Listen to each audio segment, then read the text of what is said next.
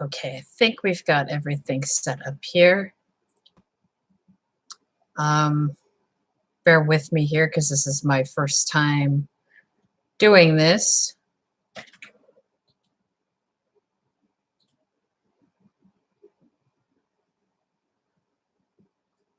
Hi, what's up? Hi. My husband may pop into the stream. I don't know. We'll see. No. He said no, so I guess that's a negatory. So hello, everyone. Madam Kid here. Just streaming for now. Decided to give it a shot. I'm not really an any type, so I don't really know what to talk about. What can we talk about this evening? Let's see.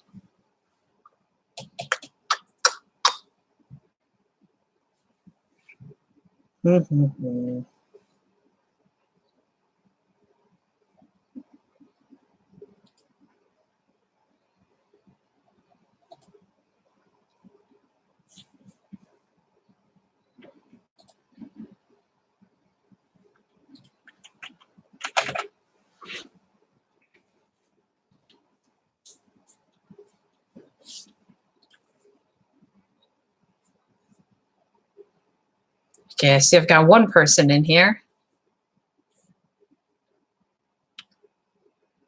So that's cool. Hello, whoever you are.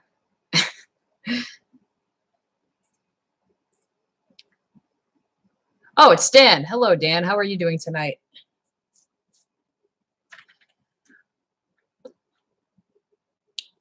I guess I can answer the question. Someone asked me about developing SE and TE in the ISFP. Oh, doing well, thank you.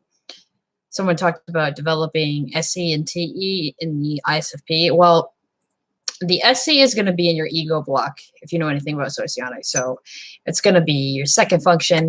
You may be using SE, but you're not blah, blah, blah, blah. Let me start that over. You may be using SE, but you might not be aware of it. It could come out in your movements. It can come out in how you speak.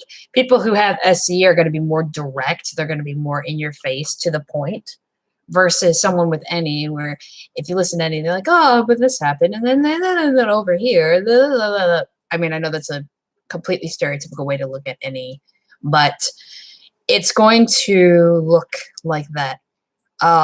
If you're not very confident in your SE, or say you don't have a great understanding of it, think about FI for a second. FI is about identity. It's about who you are. It's about the emotional distance between you and another person, or you and a thing. You know, how do I feel about this? How do I not feel about this?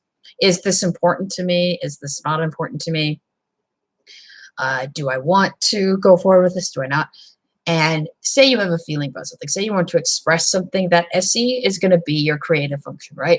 It's going to be how you express yourself. Some ISFPs might do it through photography. Some might do it through music. I know I have. Some might do it through art, culinary. Culinary arts is my passion.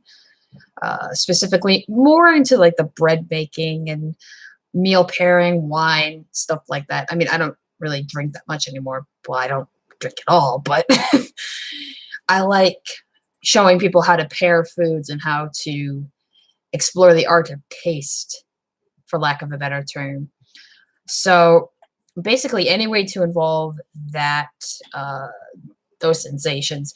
Some people also like being involved in sports. It's another way to, a great way to express SE, or manipulating your physical environment in any way, right? I know a lot of ISFPs that get into like woodwork, some into ice carving, so, or even some like extreme challenges, some like adrenaline rushes, which also makes sense. So that's basically how to enact your SE. TE is a little bit trickier because that's in the bottom slot. It's in the fourth slot. It's inferior, and that one takes the longest to manifest. So for that one, because TE is about how you basically enacting your plans onto the outside world, objective logic, as they call it, kind of like breaking through that wall. But for ISFPs, that can be hard. So the best way to do that would be from what I found, is to find someone who is either a TE Dom. It doesn't have to be an ENTJ. It doesn't necessarily have to be in Gamma Quadra. It could be an ESTJ or an INTJ or ISTJ who have TE in the first or second slot, and that will help you manifest that in a better way. And if anyone else has any questions or anything that they'd like to bring up, I'd be more than happy to answer that. If I don't answer right away, it's just because I'm trying to fix some things on my end. So be patient with me for a second because I'm fiddling around here. Give me 1 second.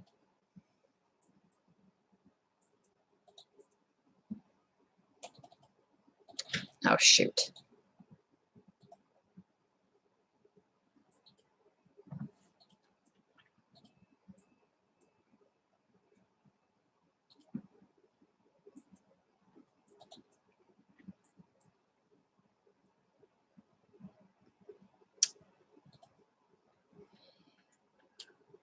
My second stream will probably be a lot better than this one.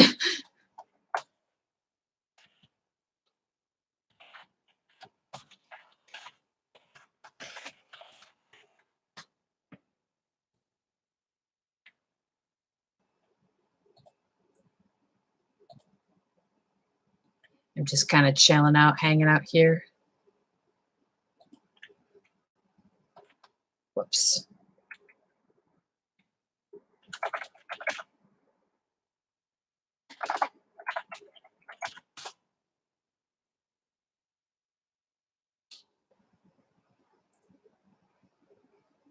I fixed it, Kat. I reposted the updated link. So it should be working now. If it's not, then let me know and I'll try again. Let's see. Okay. Thank you. Hey, Max. By the way, hi, Kat. I didn't say that earlier. Okay, so Dan asks, how does any polar come up in your life, if you ever notice this? This is actually, I was asked this again by MBTI tweets. And basically, any polar means that you're, that's your vulnerable function. It's a function that you're not comfortable with. So I tend to have the problem where I become fixated on a singular path, and I don't necessarily consider the possibilities. Like, it has to be this way, or it has to be the way that I want to do it through my own will or volition. So if things tend to go wrong, or if, there could have been a better option that I didn't foresee, for lack of a better term, then yeah, I get very insecure about that. And that's something that I've struggled with for quite a while. And it's something that, and especially with NE Dons, well, let me think of a better way to describe this. Yeah, it makes me insecure because, like I said, it's not natural for me to consider all the possibilities that could be out there. I want to do it one particular way, or at least a very set, specific way. So, hold on 1 second. Sorry, something just popped up. So that's where I can tend to run into some problems. And especially being such a perfectionist as well, like I have to do it, like it has to be very specific. And also with any users, especially if any's in the higher slot, I tend to have a bit of a communications issue with them. Not all, but a lot of any users will jump around from subject to subject to subject, especially if any's dominant. And I have trouble keeping up with them because it'll seem like they'll go from one conclusion to the other. And then I have to stop them and say, well, how did you get from there to there? That doesn't make any sense. Or, we started at Pop-Tarts. Why are we talking about the World Trade Center issues, or World Trade Center issues? Like, horrible example. You get the idea. It's like this constant bouncing around. It feels like I'm trying to chase. It feels like I'm trying to chase around. It feels like I'm trying to chase around a group of rabbits. Like I'm a hungry predator trying to catch a rabbit, and I just keep missing. the rabbits every single time. Uh, I but that's how NE sounds to me. It just sounds like a bunch of nonsense. It's like, yes, that is a woodwick candle. It's applewood. I love it, but it's running out. Makes me sad. I feel like I have to throw darts constantly to try to catch an NE dom. Maybe that should be my strategy. Just aim. No, I don't promote violence against NE doms most of the time. Oh man. I did not expect that to happen, but that's life.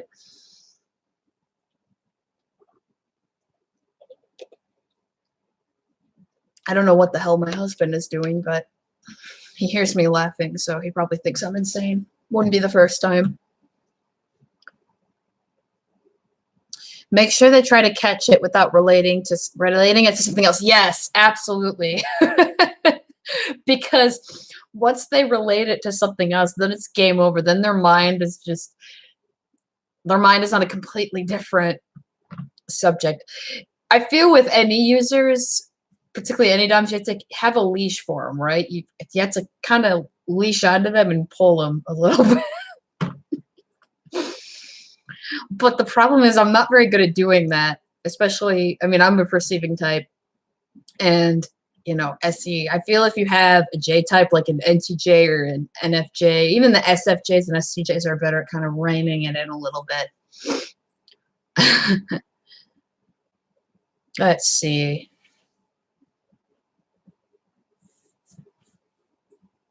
Build a playpen for the NE to stay inside. Amy said something like that. Yes, yes. I feel as if you built a playpen, what would happen is they'd look like those when they show atoms moving around, like the electrons, the valence electrons moving in the orbitals. That's how I picture NE, is just going around and around and around. One NE user is sodium, the other is chlorine, and then they just keep hitting each other and making salt because NE users are salty bitches. No, no, I'm kidding. No, I love NE users. I have nothing against you.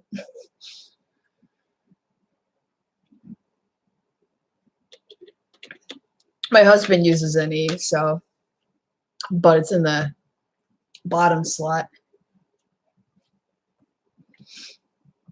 I still keep looking up and I just see Pop-Tarts to World Trade Center in caps. I gotta stop looking at it because I'm just gonna keep laughing.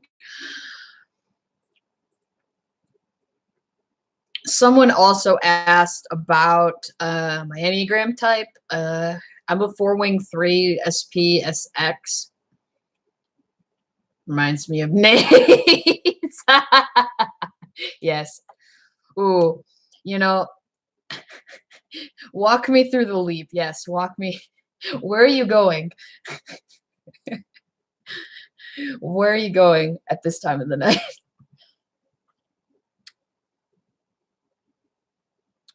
Okay. Oseen asks, let's see, what would you say are the major differences between INTP and ISTP? Well, I mean, rudimentary function level wise, they share the same judgment functions, TI in the first slot, FE in the bottom slot, but their perceiving functions are different. INTPs have NESI. Excuse me. ISTPs have SENI. Keep burping. I'm sorry. Excuse me. Major differences, I would say, are that from a personality standpoint, also from observation, ISTPs tend to be a lot more direct when they're talking. They tend to be a lot more forceful. They're very cut the bullshit compared to INTPs. When they systemize everything, when they put everything into let me think of a better way to describe this. When they sort out everything and when they have a plan, it doesn't come across like, say, an INTP. ISTPs are they're very adamant about what they want to do and how they want to do it. Let's see. trying to think of a good example here because I don't know too many of either type. So let's see. Yeah, I would say, yeah, definitely ISTP is definitely more direct, more blunt. I would say that FE is a lot less apparent in ISTPs than INTPs. I think INTPs tend to come across a little bit more, a little bit lighter than ISTPs do. And also, I've seen a lot of ISTPs mistype as INTJs, which makes sense because, yeah, I've heard INTP and ISTP for you. I don't know you very, yeah, I don't know you very well, so I can't. In the chat, it's like back and forth. And I've noticed that a lot of ISTPs tend to mistype as INTJs because they have the tertiary NI, and they might talk about like grand visions or talk about the great things that they want to do, the plans for the world. But when someone tries to challenge them on their NI, say another NI dom or even an NE dom, they tend to go silent or they can't back it up, say like an NI dom or an NI ox can. INTPs, on the other hand, I've noticed that they tend to come off, and this is not meant as an insult. A lot of INTPs that I've talked to tend to be very absent-minded. A bit more absent-minded, a bit more, they seem like they're there, but they're not there at the same time. Their mind tends to wander a little bit more. The way that they talk is a lot more detached and not, I guess, not as direct as, yeah, it's very indirect compared to the ISTP.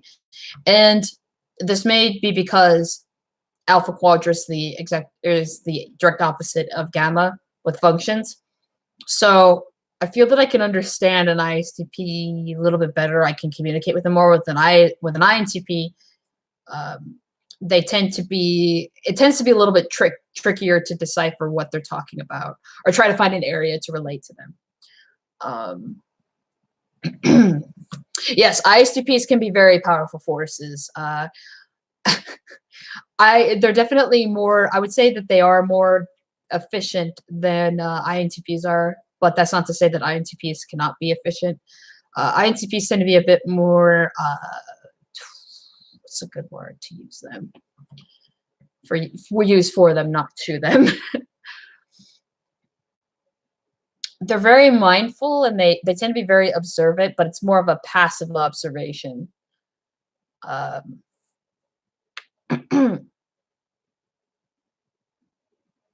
feel like I'm missing something. Yes, ISTPs use their stick to hit people and solve problems. Yeah, they're very much, they don't want people to be in their way. And they want people to just like, they're just like, I'm going to do this. Like I think all SE users who have SE in the first or the second slot are very much like, I'm going to do this. I'm going to force it onto people. Yes, yeah, absolutely. That's not necessarily willing, but I think that they don't necessarily, I think they're a bit detached. They're like, I mean, I could do this, but yeah, they don't forcefully insert. They're gonna try to reason with it. That's actually, I think INTPs are more likely to reason with something. They're gonna kind of go back and forth because they also have any, and they also have that SI to say, you know, have I been here before? Have I done this? You know, what's the most comfortable way of handling this? Granted, tertiary slot, but you know exactly where their stick is located. Well, I mean, I'm an ISFP, so I can't necessarily deny that either. Because compared to INFPs, we always seem like we're angry, or we're too dramatic.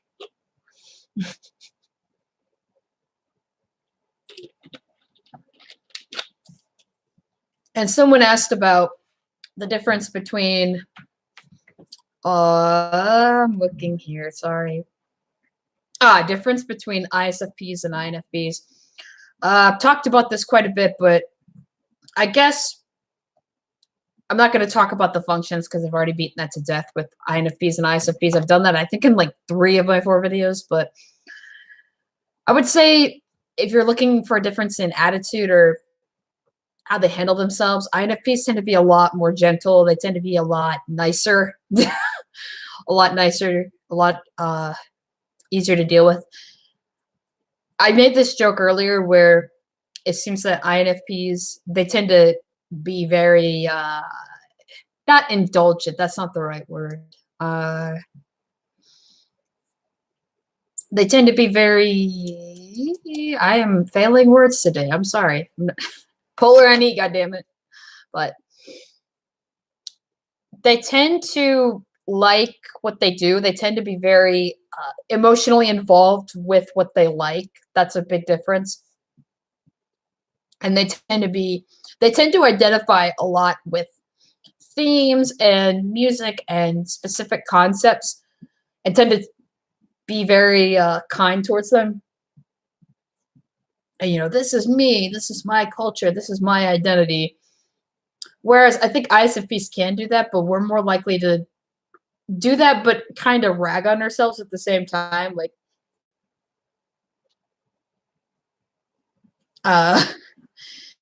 whereas ISTPs, we're more likely to be like, oh, like we like trash culture. Everything I like is trash, or like you think it's trash, but it's my treasure. It's that kind of stupid judgmental elitism.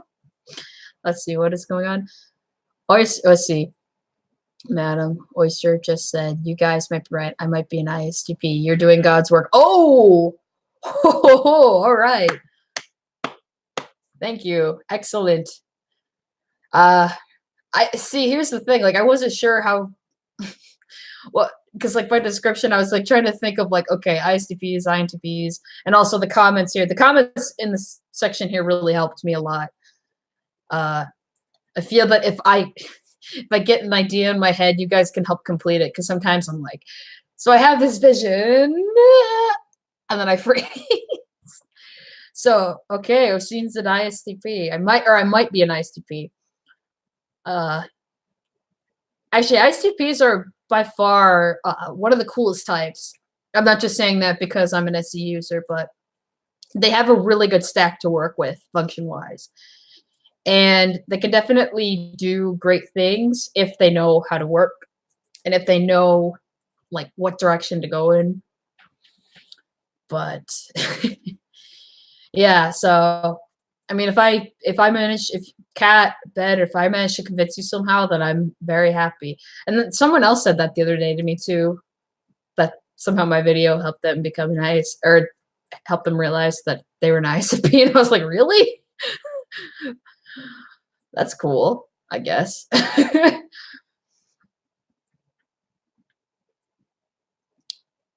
feel like my honesty comes more out my Twitter when I'm shit posting than now. Oh man. Okay. Let's see here. Oh, Susan asked a good question. She asked about the difference between how you view difference between like FE users versus how you are as an FI Dom versus SC and SI. FE users are a lot nicer. At least they come off a lot nicer, and they're a lot more warm and welcoming and accommodating.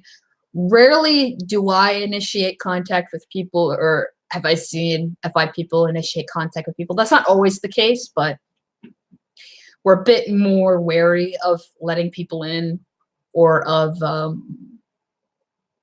tuning in, getting to know others, because we're constantly trying to judge whether they're right for us or not, or whether we can be friends with them or not, or, you know, judging that emotional distance. Whereas with FE, they're more so judging the whole area, and they're trying to see what mood is going on and what's going on in their surroundings. So they're a lot more observant in that way too.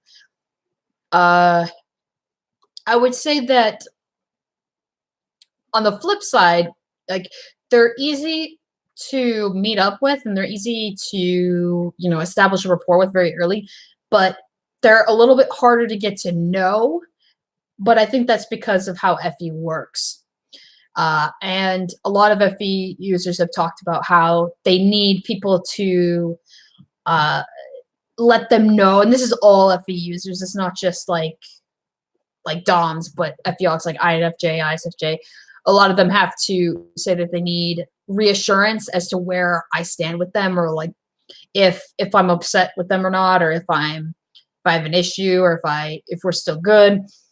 Because for FI, it's very easy to tell how we feel about someone, or how we, or if we don't want anything to do with them. Whereas FE, it's a little bit harder.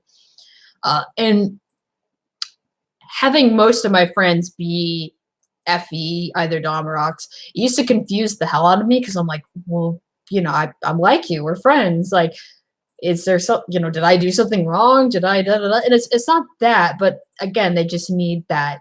They need that established in word or in writing, whereas I don't. And I find that with FI, we're harder to get to know on a first impression basis. But once we let someone in, then it's like the floodgates just completely open up, and then we tell you our life story and all of our baggage, good and bad. So that's the main difference I tend to see. Although I think it's because of my experience, I find the roles changing a little bit. And with a lot of the people that I know who have FE are starting to kind of take on, or at least a little bit, not completely, because they're not going to completely switch sides, but they're starting to be a little bit more open when it comes to talking about this, but a bit more cautious when it comes to first meeting. Whereas for me, I've been a bit more open to try to meet people, and get to establishing connection, because that's something that I struggle with, but kind of trying to work in more boundaries. Okay, so SI and SE. I'm just gonna be honest. I envy SI DOMs, Ox. My husband's an SI DOM, and the amount of detail, or the amount of memory that they have for detail, the things that they can pick up on so quick, and the things that they can recall within an instant, it's so weird to me, because I have ignoring SI, but it's so weird to me, and it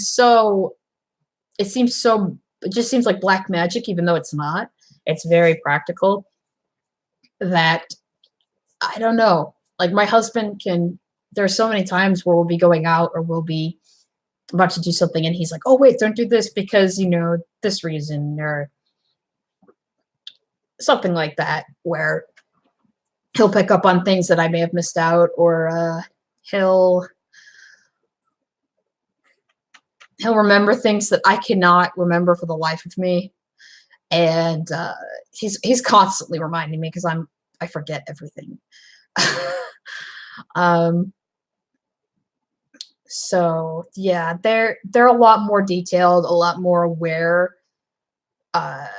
They remember a lot more. They tend to be a lot more mindful and a lot more sentimental in some ways, whereas I'm not. Is there anything else that I'm missing? I feel like there's a lot. Oh, that's true. That's very true that it is 4 DSI. That's also very true. I forgot about that. Forgot.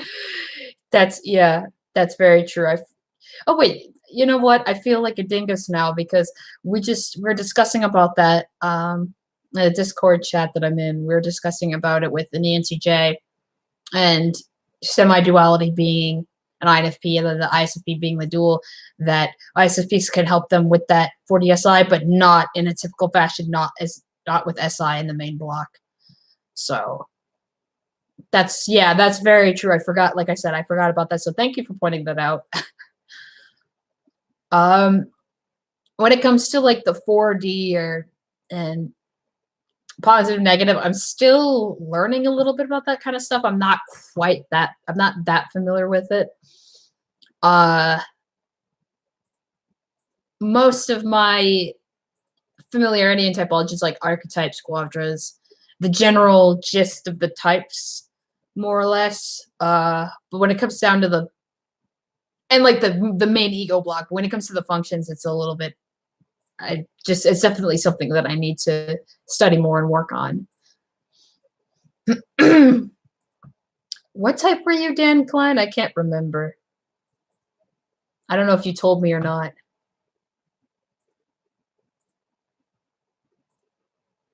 You may have mentioned it to me, but I can't recall.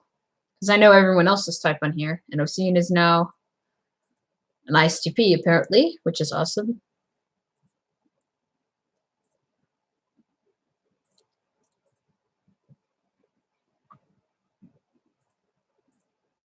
Considering INFP for a while. Okay. So a lot of INFPs have followed my, not YouTube, but Twitter feed. I tend to really like INFPs. Definitely top 5 favorite types if I had to pick one. I don't know if I'd call them my favorite, but they're definitely up there. And I tend to run into quite a few INFPs being involved in music. Yuri, you know my type? Oh, Yuri. You seem familiar. Oh, shoot. Who are you? Have we talked to Megan's FB group? Oh, wait. Megan has a Facebook group? I didn't know she had a Facebook group. So I guess I know I'm pretty sure I've seen you in a group before, but I don't think it's Megan's. Yuri's on Twitter. And so is Dan. Yeah, I know Dan. I know that I follow you too. Gosh, why am I drawing a blank? Shoot. Okay, let me. If you're asking me, I'm just gonna. Yeah, Dan. I want to say ENFP, but I don't think that's right. I think that's wrong. I don't think that's right. But I'm gonna say Yuri, are you an ENFP? But I don't want to cheat. I want to stay off Twitter for now because I know for a fact that I follow you, but for some reason I'm drawing a blank. Usually, if people ask me for their type, it's always NE. Usually, because SE we don't really care that much. INFJ. What? Okay. I'm sorry. Okay. My bad. Sorry about that. Oh my God. Yes, you are. No, now. Okay, now it's coming back to me. All right. That's oh my gosh, Yuri, I'm so sorry. It took me a second. I'm like, okay. That's right. Now I know who you are. Okay. And Yuri is the one. Yes. Now, okay. I was getting mixed up with a couple different people, but now I remember. Yes, I know who you are now. Hello, Yuri. Thanks for joining me in this inconsistent in this all over the place. It's okay. It's my first time watching. Yeah. At least NFP is consistent. Yeah, and a lot of NFPs tend to come across as very similar because even if someone's an INFP, if they're any subtype, they could come off as ENFP-ish, even though they're actually an INFP. Because there's someone in my group who is an INFP but an any subtype, and they sound like an ENFP when they're talking, but they're actually an INFP. Keep a low profile. Oh, that's respectable. I just know for a fact because I know, like I said, I know that I followed you on Twitter. So yes, Yuri. 1 wing 2 or 1 wing 9, Yuri.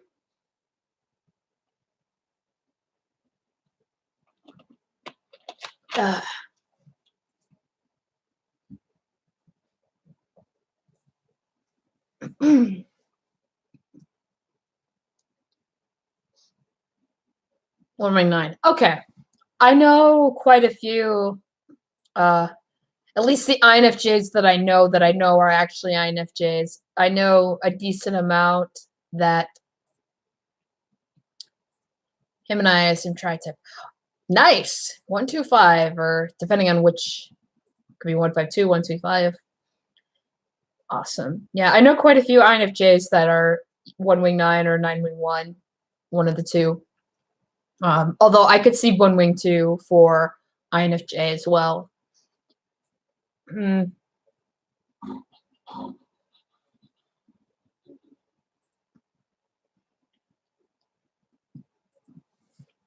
Samir, my INTJ partner 911.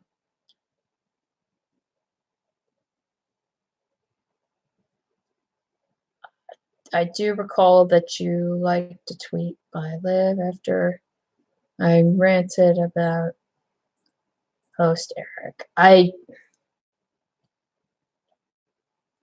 trying to remember what that was. I like a lot of tweets, so I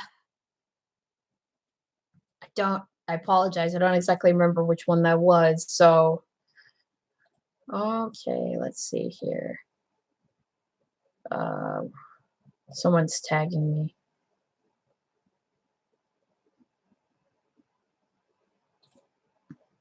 Oh, someone claimed me as their waifu on the on the Discord server. That's what that was.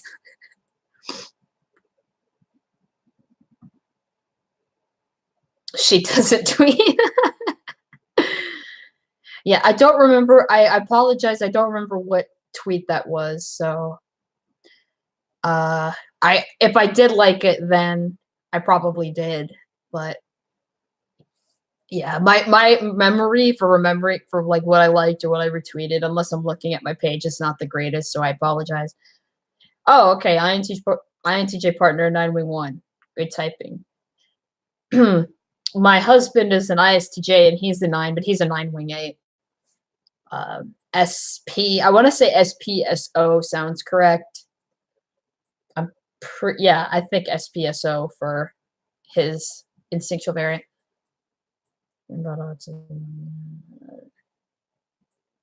Oh, yeah. That's right. Yeah.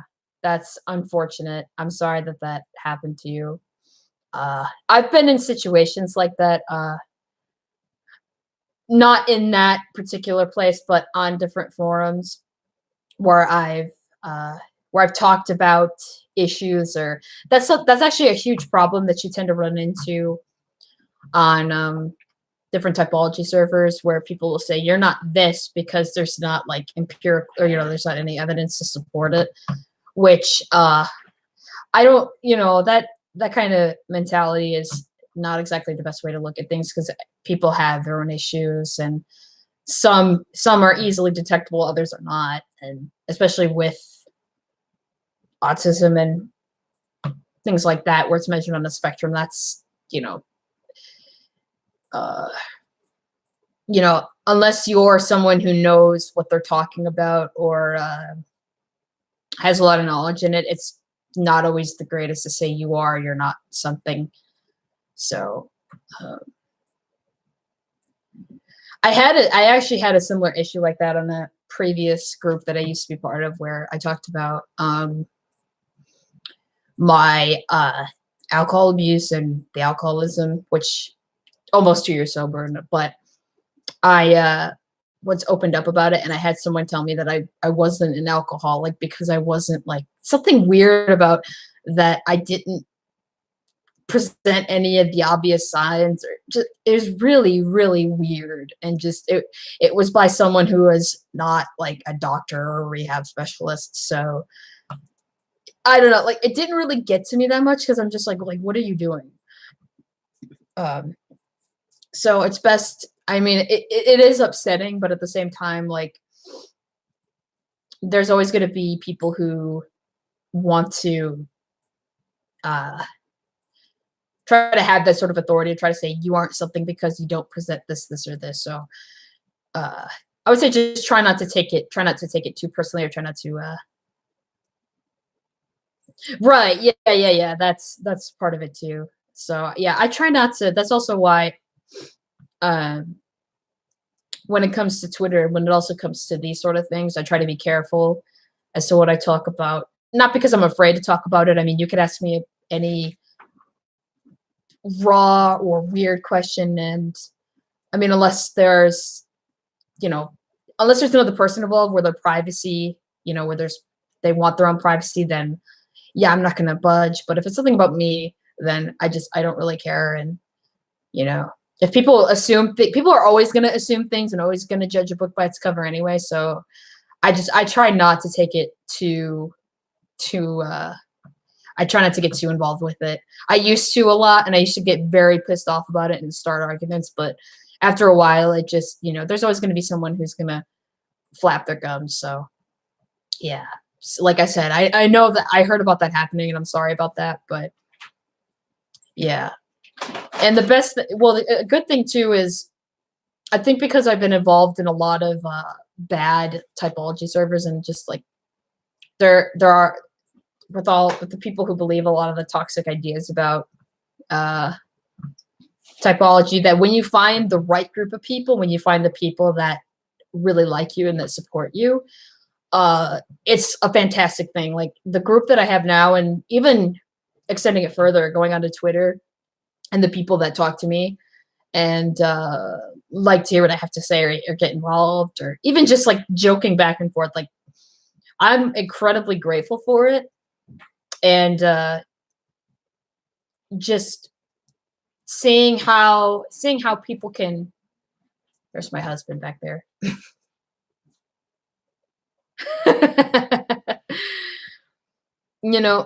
Being involved with the right people who will listen to you and actually support you is a fantastic thing, and it's definitely helped me out because I'm someone who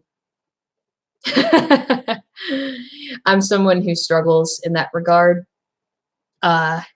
So, but I'm a lot better than I was a year ago, even 2 years ago, even before that. He says hi. He'll probably be back out pretty soon. I don't know if he'll want to be involved in this. I never know with him.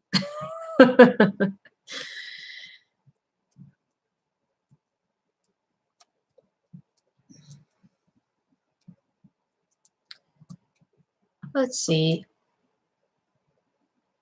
I see a gift on your table. Oh, let's see. This up here? Are you talking about the mug here? Or, because I got a table down here. This is a mug that Justin got me actually for a gift. Oh, it's a red bag. The pink tissue. Oh, you know what that was? That's from Christmas. It's that table back there. Okay. That was actually, my mother-in-law got that for me for Christmas. There's a bunch of Bath and Body Works soap in there that that's just been kind of sitting there. See, I'm terrible at this. I'll put something on the table and I'll be like, I'm going to put this away. And then I never do. I know drives my husband absolutely batshit crazy because I'll just leave stuff. I'll leave stuff on the table, be like, oh, I'll grab it later. I'll put it away. And I never do. Excuse me. Whereas he always has his little places for things. Problem is too, though, because he's very tall. He's 6'3". I'm 5'1". If we're grocery shopping or if we have to put stuff away, he'll put it way too high. And I only have one stool, but it's broken right now. So I have to Indiana Jones crawl up there and hope that shit doesn't hit me in the head when I try to grab it. Oh, the pic, that is actually from my wedding back in October of 2017. It's my mother-in-law actually made it for us. It's this huge blown up picture from when we were in our getaway wagon with the champagne. And yeah, the funny thing is, in that picture, I mean, you can't really see my face. Maybe if let's see if I can. All right, because that pillar's there. I will bring it probably closer sometime, but in that picture, you could definitely tell in my face, like I have like this kind of smile, but I remember I was getting really agitated because my dress was partially wet because it started raining outside. And I just wanted to get to the reception because we were already running late. And I remember my mother-in-law kept like arguing with my father-in-law, and they're taking forever to get me in. And I was kind of like, Yeah, I was like, "Can we go now? Can we please go? I'm gonna hurt someone unless you put me in the car. Let's move. I'm getting wet." And on top of that, I had like with my hair and my headpiece and my makeup, I didn't want any of that to be uh all gross. But on the bright side, it was a quick shower. It only lasted about maybe 10 minutes. And then as soon as we got to the reception, clear and the sun came back out. So yeah, that's from my wedding. And then there's a fan, there's my microphone. There's actually another candle behind the woodwick. It's a vanilla candle.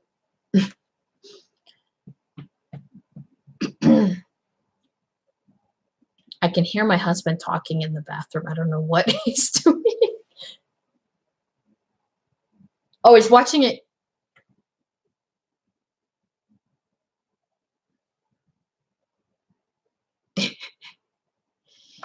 Let's see. This says it's a Hawkwood vanilla sugar candle. I believe my mother-in-law got this for me too for some holiday. It smells very nice. Smells like cupcakes.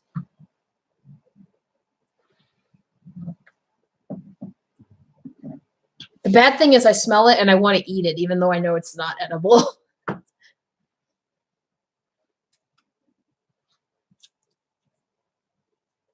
I feel like I want to go any dom on the candle. It's like, oh, it smells so good. We should make some chicken nuggets out of it. Also, have you considered that chicken nuggets can change the universe? And something about blah, blah, blah, blah. Pop-Tarts to World Trade Center. I don't know. I'm still not over that.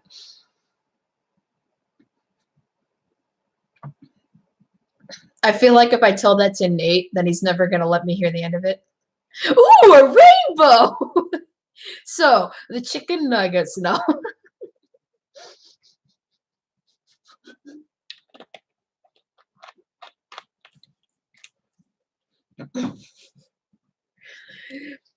or go back to my desk here and be like, oh my gosh, I have all this licorice and there's so many colors. Oh my gosh.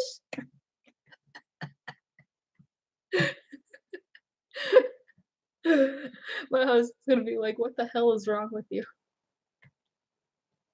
Yeah. I don't know, Dan. I think if I remember correctly, when I tweeted about the different, I feel like ISF. Any doms would just ramble on about chicken nuggets or be like, I have so many quirks. I just love chicken nuggets because with chicken nuggets, they're kind of like any. You can dip them in so many different sauces and then experience this whole world. Make conspiracies about chicken nuggets. Okay. I'm trying to think of a good one. Make myself sound like conspiracy theorist. Okay. Well, you know that chicken nuggets are not in the actual shape of a chicken. They're in different shapes. They mold them around to make them look like dinosaurs. So that means that the government, when we eat those chicken nuggets, the government put these robots in them that are going to morph around our brains and our bodies to just turn them into dinosaur nuggets or something like that. Okay.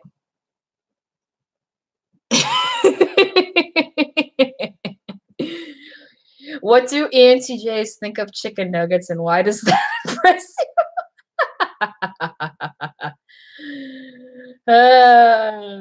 If you give them direction, they will come. What do ENTJs think of chicken nuggets? I think ENTJs wouldn't really think of chicken nuggets unless they can find a way to actively exploit them or come up with a way to make them useful. Some sort of like I could see an ENTJ getting into the business of making chicken nuggets or making stock off of chicken nuggets or coming up with a different sauce for chicken nuggets. And I would say that it would impress me just because I mean, ENTJs are awesome to begin with, even though I like to purposely mess with them to poke their inferior FI because it's fun, which is kind of mean, but why do you feel bad? I mean,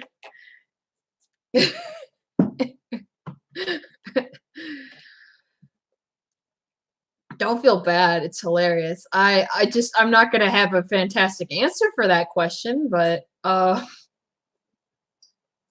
just a tad. Well, at least you're being honest. I appreciate that. Have a good night, Kat.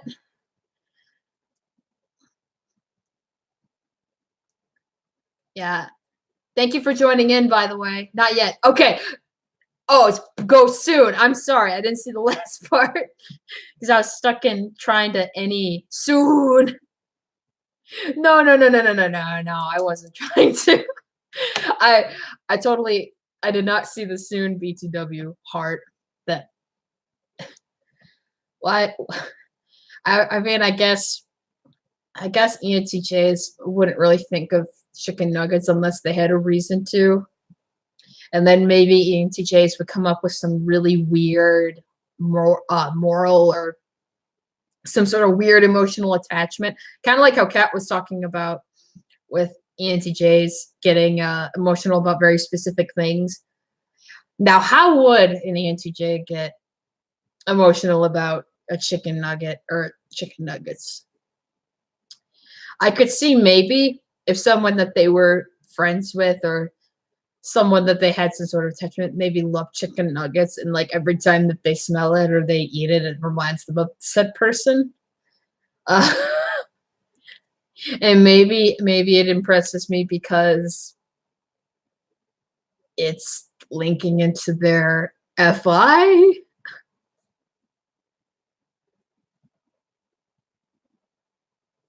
Can Kat get mod in this chat so she can type more without getting spam blocked? Uh I didn't getting can you get spam blocked in this chat? I don't I've never done a live stream, so I what? Okay, hold on a second. What the heck? Uh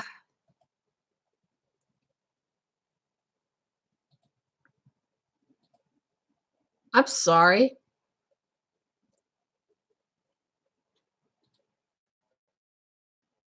Uh I have I'm trying to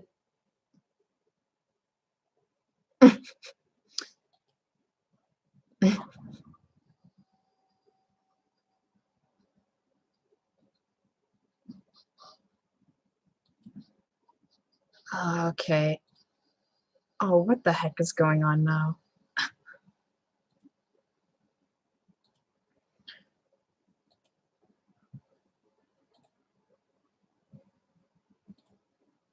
Do you know how to like I said, do you know how to add mods in this? I've never done this before. Uh Hold on.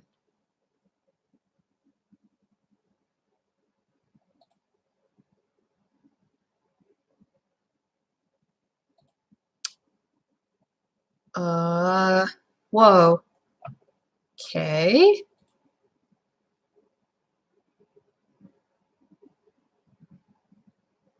Oh, all right. I think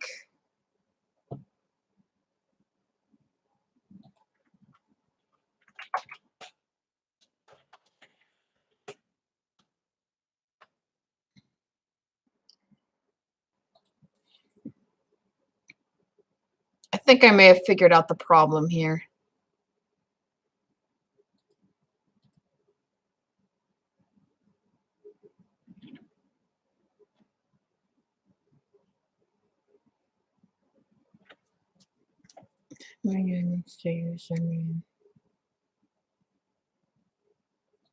Oh, I see now. Okay.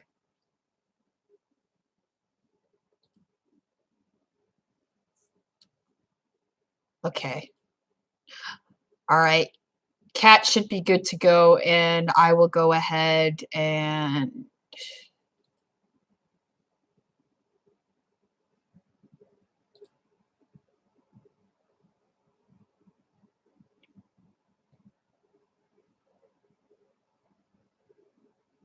okay, so ENTJ has to figure out how to remake the nugget, talk about how they only had nuggets before they overcame the struggle of getting where they are now.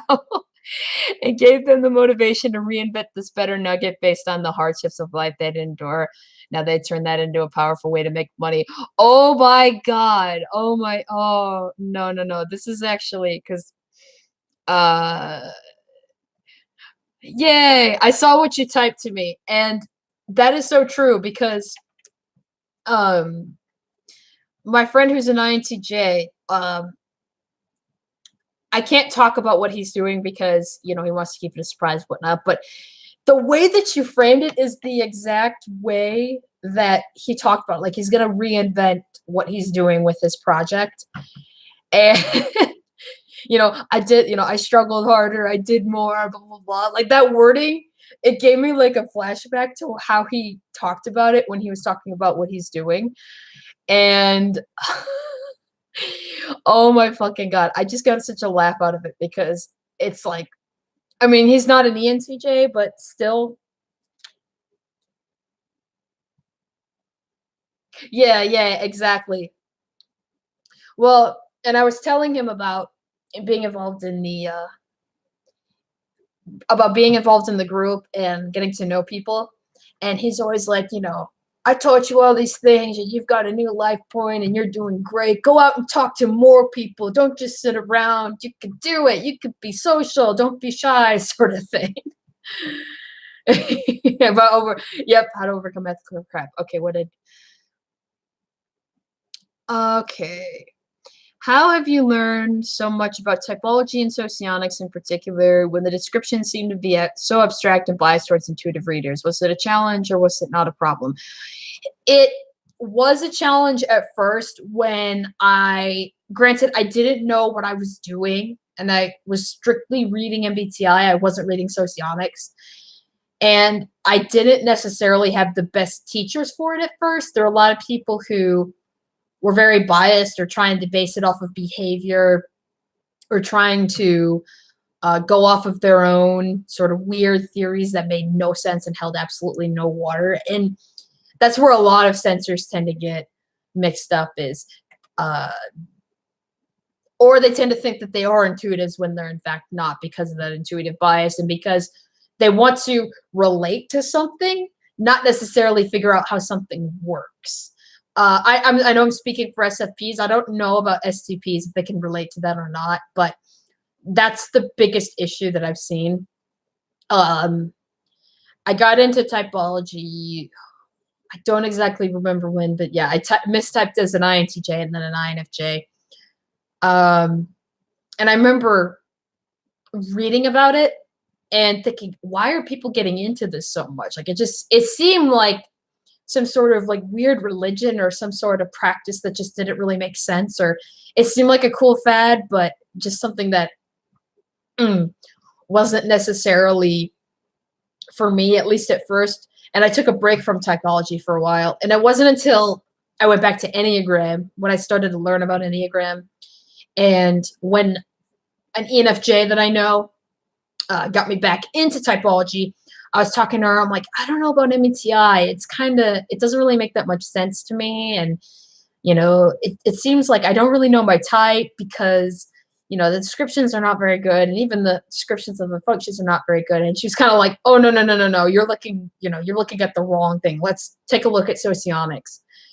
And we went through a couple things. We discussed about the functions and how they pertain in socionics versus MBTI. And she also explained how the system works, you know, as a tool versus just like trying to relate to something or trying to be like, this is part of my identity sort of thing. And she typed me as ESI or ISFP. And that was never really a type that came into my radar or that I even really thought about or knew about very well because you don't really see a lot in the typology community. So, and then things started to make sense. It wasn't, I will say this, that it wasn't, it wasn't a challenge. The way I overcame the challenge in it being aimed more towards intuitive people was to try to find a way to tie in the functions or tie in the types themselves into an archetype or into some sort of concept. Some way that I could apply it to my own sort of, I guess, thought process and how I see the world. I mean, and then you've probably heard about this too, Max, and how I talk about things or how I try to relate things is through some sort of concept or through some sort of analogy or metaphor or something along those lines. Where I see, like, for example, I see FI as a very push-pull sort of thing. You know, you want to express yourself, but at the same time, you're still wary about who you express that to. Or like another example would be, I was talking about this with Megan, with like her type ENFJ versus my type ISFP.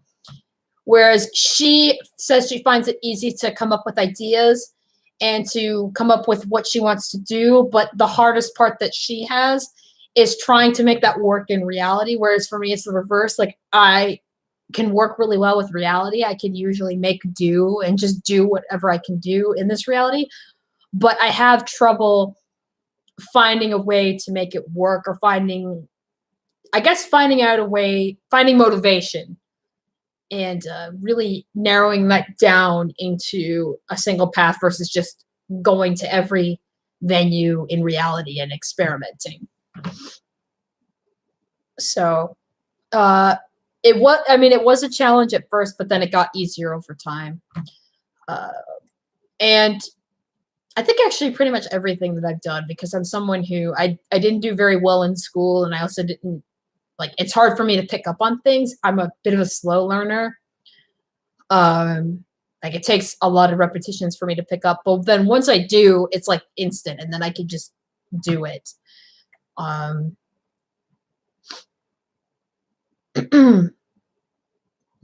You know, and it's funny because, like, my husband's the opposite. He can pick up on things really quick, but it doesn't retain as much, whereas I take forever to pick up on something, but then it blooms and it works over time.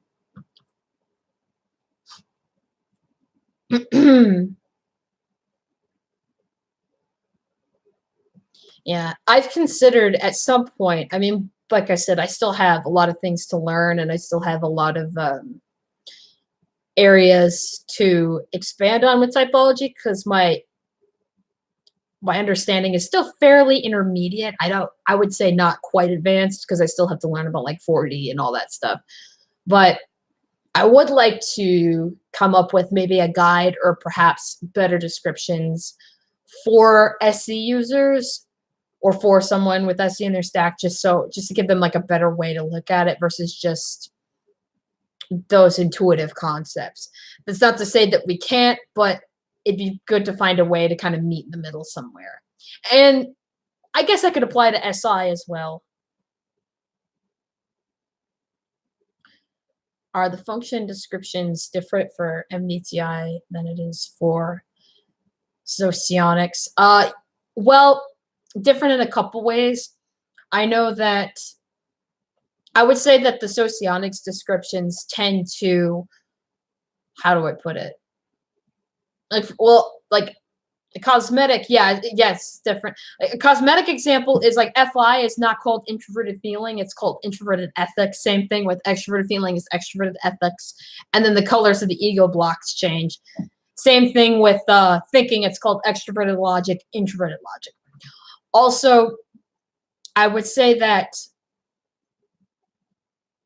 TI is mostly the same. Yeah, TI is mostly the same. FI, read the description for FI for socionics, and then read it for MBTI, and it's like way, way different. They make FI sound a lot cooler than it sounds in MBTI.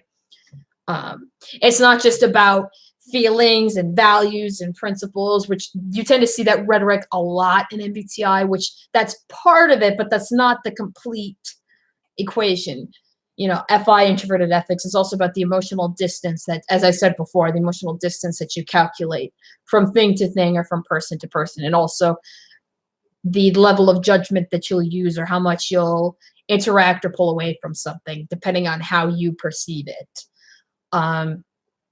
Also, sensing functions. I've complained about this before a million times, but I really do not like the way sensing functions are described in MBTI, because I think it's described in a very vague way and in a very short-sighted sort of way, where socionics tends to get sensing right. Like extroverted sensing, a lot of times in MBTI, they talk about like using your 5 senses, but that's not only what SI is involved in. SI is called volitional sensing. Volitional, of course, meaning enacting your own will onto it.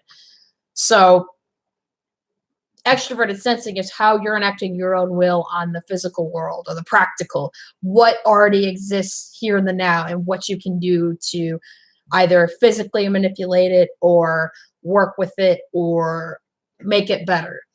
SI, on the other hand, is usually called, I've heard SI in sociology called the wisdom function, because it's working with like data storage and memory, and you know, how SI users are mostly focused on how can I make myself the most comfortable? You know, how can I avoid the things that I fear? How can I avoid things that may cause trouble? And you'll hear a lot of SI users talking about, you know, I did it this way and this worked, so it's probably going to work for this sort of thingamajig or whatever. So yeah, definitely TI is pretty much the same, and TE for the most part is kind of similar, but yeah, definitely the sensing functions and the feeling functions have a much better description on when it comes to socionics. And also, if you look at, and I know I've mentioned this before, but yeah, the description for the ISFP on MBTI and socionics is like night and day. That's why I didn't consider ISFP originally, because it didn't necessarily seem like something that was me or that I related to at all until I read the socionics description. Because you have to remember that ISFPs are gamma types, so they're going to come across a lot more contextual, a lot more serious, not quite as accommodating as an INFP or as the delta types. Delta types tend to be a lot more docile, a lot more calm, a lot more accommodating, whereas gamma types definitely not. Not to say that gamma types can't be, but it's very different. Like, we have to want to accommodate you. It's not something that comes naturally. Let's see, where was I? Uh-oh, my chat disappeared. Where did it go?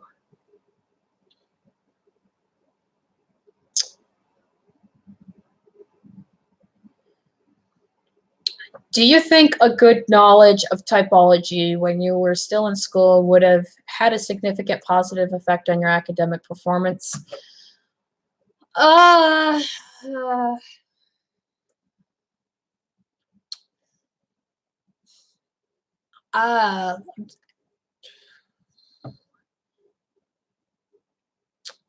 Maybe, possibly. It could have maybe provided a way for me to better focus my skills and to do better, or at least to aim, you know, I guess aim for better goals or things that would help me out more. Maybe, possibly. I know that in some classes they actually had people take the MBTI class when they're in high school, but I don't recall ever taking it. And I don't think I didn't take it in college either, no. But I did fairly well in college, but I didn't do well in high school. Like I said, perhaps maybe it could have just given me more focus. Like, one thing I do wish that I did more in high school was be more involved in, I mean, granted, the high school that I went to was really small. I went from a town of 150,000 people to a town of 5,000. So where there's a lot of people in my class, narrowed it down to 400, and we did not have a lot to work with. So not a whole lot of extracurricular activities, but looking back, I wish I involved myself more with not so much sports, but I wish I involved myself more in like building trades and architecture, because they did actually have classes for people who wanted to be architects, and not because I want to be one, but just to see, I like working with that kind of thing, or woodwork, or home economics, or art, or what else was there? Again, not too many, but my parents, and I think it's just because of the mentality and because of the environment that we grew up in. Like, I did not grow up in a decent area at all, and they were trying to force me more into academics, more into those kind of subjects, because they were kind of hoping that I would be the one to go to college or be the brainiac or blah blah blah. But I'm not that kind of person at all, and I don't do very well at academics. At least in a traditional sense. Um, and not to say that, I mean, I guess I didn't do horrible, but I wasn't that great in school either. And I think if they knew, or I think if I knew about my type or about typology, then that could have definitely narrowed my path out a bit. The only thing that I really got involved in that is kind of sort of part of my type was music, but the thing about, and I will say this for ISFPs, the key thing that we need to remember is not, and this also goes along with that polar NE, is not to burn ourselves out on a singular path, because I learned this lesson the hard way. I was a music major for about 2.5 years, and I actually did very well in my music classes. Even in theory, I did excellent in theory and performance and all that stuff. But I became so focused on getting a degree or becoming a music teacher that I didn't really think about how much it was stressing me out, or how much that I was like wasting a lot of time on just trying to do all these classes or trying to do all these extracurriculars, and not on the reason why I wanted to do it in the first place. So when it came time to actually start learning how to teach, or start working with other people trying to teach other students how to play instruments, I absolutely hated it, and I thought it was one of the most like soul crushing experiences that I've ever been on.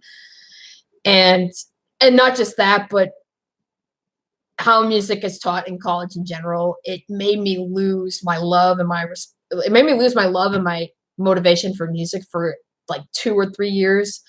So yeah, that's, like I said, you don't, like, for ISFPs, like, we have to keep our priorities widened. Um, and that's something that even with my own business, with working on my own, I have to remember not to just focus on that singular business. I've got to go out and do other things, and not just that, because it is so easy to burn out, and it's so easy to uh, get that focused on something only to have it fail because you can't even support it yourself. So yeah, I definitely think that it would have had a positive effect, or at least led to a more positive direction.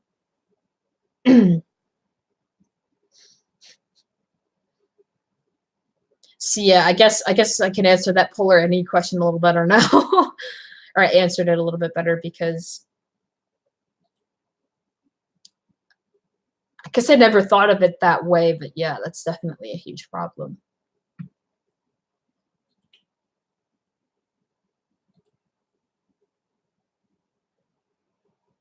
And it's also why I befriend a lot of people who have NE, because then they can direct me on the right path to greatness.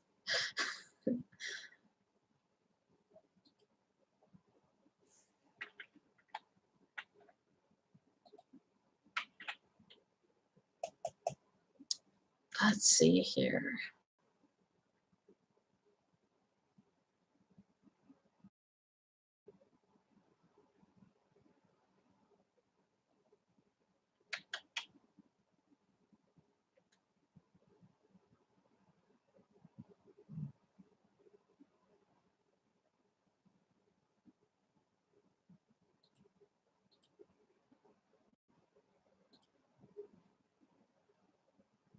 Is there anything else I wanted to touch on before I wrap this up?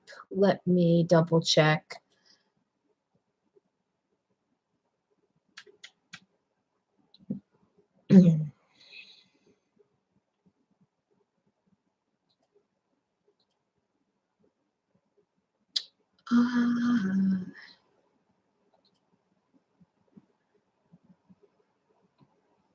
No, I think I touched upon everything that I wanted to. And yeah, I think that's going to be it for tonight. I think I'm going to call it a night from now. Thank you all very much for tuning in. I know that this stream was a little bit rough around the edges, but first time doing it ever, so I hope you guys enjoyed it. I'm sure to be doing a stream sometime again, probably do it a little bit earlier too to have more interaction. But thank you all for watching, and see you guys again next time.